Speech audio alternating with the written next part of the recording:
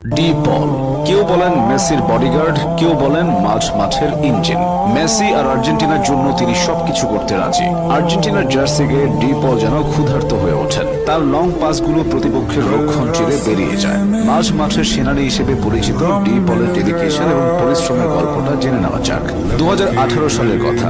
আর্জেন্টিনার তখন টালমাটাল অবস্থা। রাশিয়া বিশ্বকাপে হারের পর দল থেকেই নিজেকে সরিয়ে নেওয়ার ঘোষণা দেন মেসি। কিন্তু দেশের প্রতি টান মেসিকে আবারও ফিরিয়ে আনেন। মেসি ফিরে এসে নতুন যে দলটা পেয়েছিলেন সেটার অন্যতম সদস্য ছিলেন ডি পল। দলের বাকিদের সঙ্গে মেসিকে পরিচিত করানোর ক্ষেত্রে ডি পল গুরুত্বপূর্ণ ভূমিকা রেখেছিলেন। ডি পলের কথাতেই সবাই মেসির জন্য উজাড় করে দিয়ে খেলতে থাকে। ডি পলের ক্ষেত্রে সর্বপ্রথম যে কথাটা সামনে আসে সেটা হলো ডেডিকেশন। আর্জেন্টিনার জার্সি গায়ে ডি পল তার শতভাগ দিচ্ছেন না এমনটা কখনো হয় না। 2021 কোপা আমেরিকার পর থেকে তিনি আরো অপ্রতিরোধ্য হয়ে উঠেছেন।